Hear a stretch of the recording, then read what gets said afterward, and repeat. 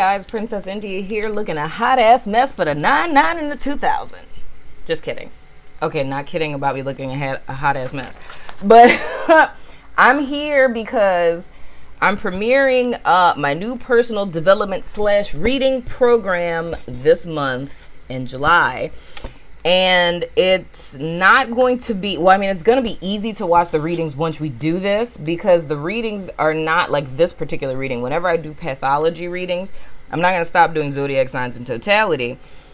I'll still be doing those for like love and stuff like that. But pathology is a personal development program, right? That has readings that are attached to it, right?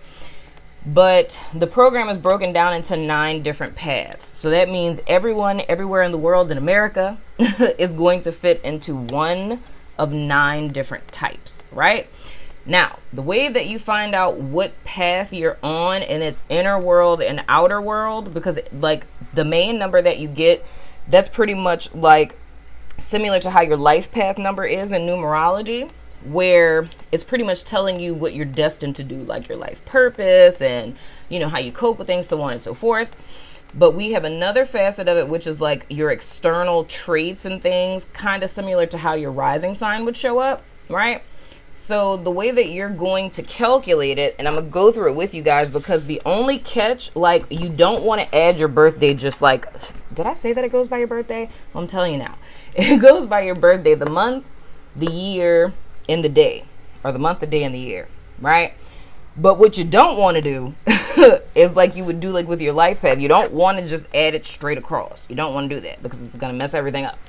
But the key is, if you have an 11 or a 22 in your birthday, meaning if you were born in November, right?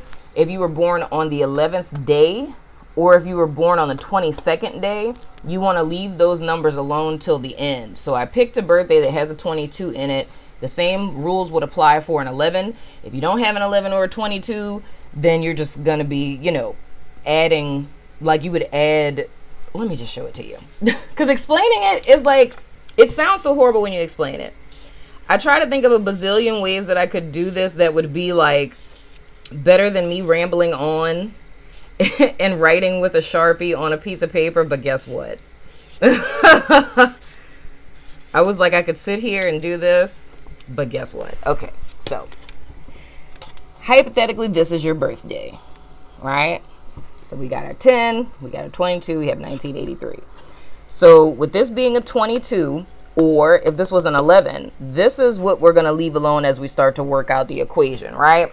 So the next line, what we're going to do, we're going to add the 1 plus 0. Then we're going to put brackets around our 22 or 11 if you're an 11. And we know to leave that alone, or if you were born in November.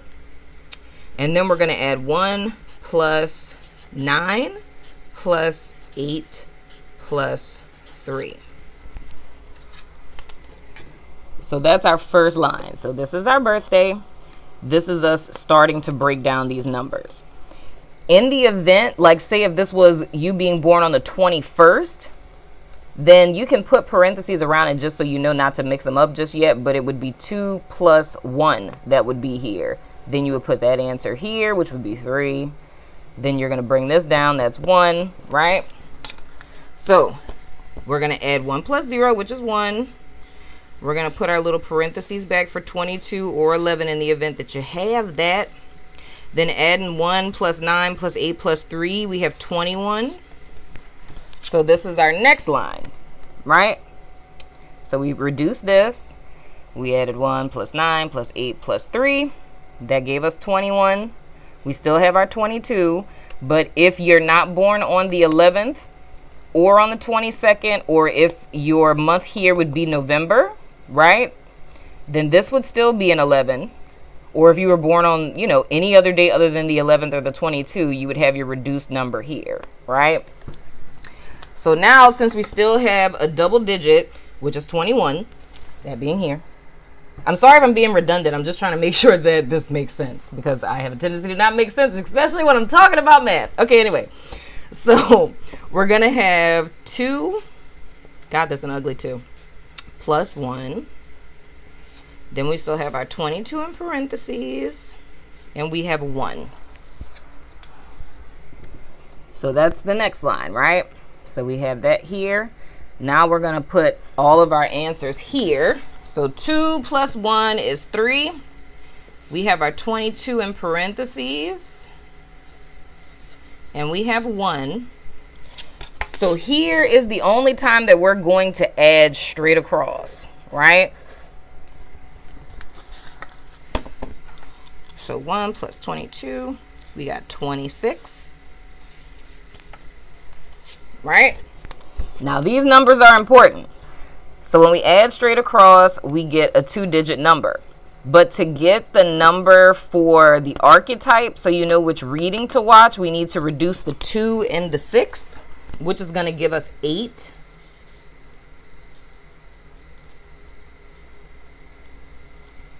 So 2 plus 6, we have 8.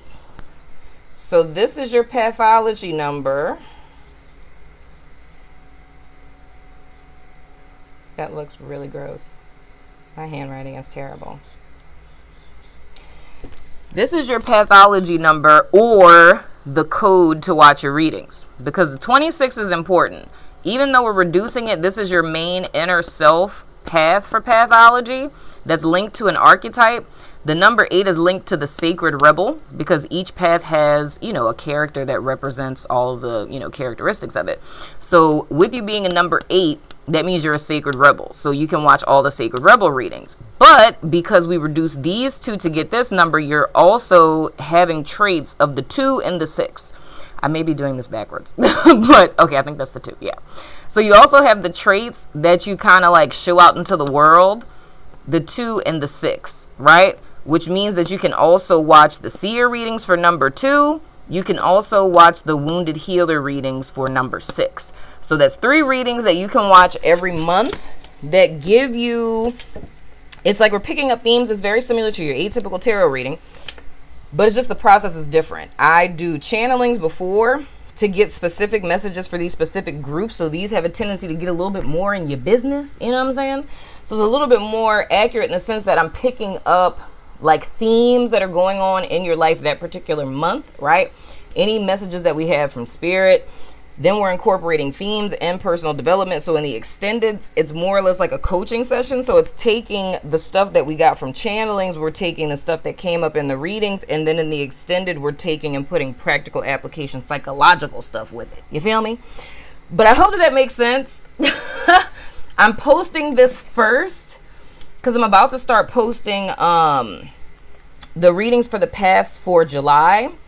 The first 3 that are going up is the 1s, the 2s, the 3s, and that's the Alchemist, which is path 1. Path 2 is the Seer. Path 3 is the Goddess. And then everyone else is coming up after that, but I wanted to put this video up first. So if anyone has issues with calculating things, you can let me know now so we can work all that out so, you know, it won't be pandemonium. But anyway, I love your freaking face, and I will see you guys sooner than later. Deuces. Deuces? I did it backwards.